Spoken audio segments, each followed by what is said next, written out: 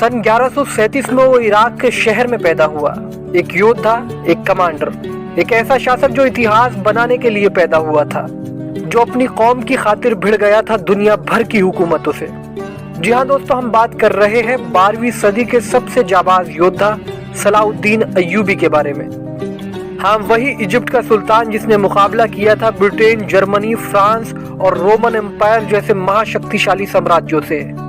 और न सिर्फ मुकाबला किया बल्कि उनको शिकस्त भी दी और फतेह किया मुसलमानों के क़िबला अव्वल बैतुल मुक़द्दस को। दोस्तों, ये बात सुनने में आसान लगती है, लेकिन जिस दौर में सलाउद्दीन अय्यूबी ने बैतुल मुक़द्दस को फतेह किया था, उस दौर में उसको फतेह करना लगभग नामुमकिन माना जाता था, क्योंकि उस दौर में बैतुल मुक़द्दस पर ईसाइयों का कब्जा था और वहां पर रहने वाले मुसलमानों पर जुल्म और ज्यादती की इंतहा कर दी गई थी।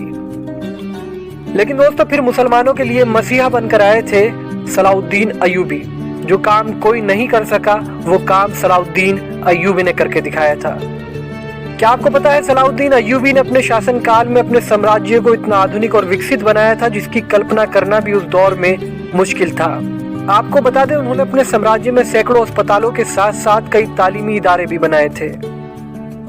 दोस्तों, सलाउद्दीन अय्यूबी का शुमार दुनिया के उन चुनिंदा शासकों में है कि जिनके साम्राज्य में कभी किसी धर्म के साथ भेदभाव नहीं हुआ।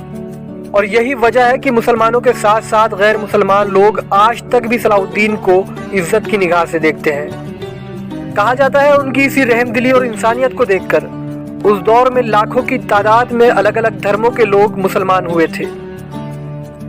दोस्तों, ये बात हकीकत है। इतिहास के पन्नों में अपनी सेना के बल पर दुनिया में अपने साम्राज्य का विस्तार कई शासकों ने किया, लेकिन ऐसे बहुत कम शासक हुए जिन्होंने अपने साम्राज्य के विस्तार के साथ साथ लोगों के दिलों पर भी राज किया। और सलाउद्दीन अय्यूबी का शुमार मानव इतिहास के ऐसे ही शासकों में है। दोस्तों, आप सलाउद्दीन अय्यूबी को कैसा शासक मानते हैं? अपनी राय हमें कमेंट सेक्शन में जरूर लिखें। फिलहाल हमारी इस रिपोर्ट में इतना ही। हमें दीजिए इजाजत। शुक्रिया। जय हिंद।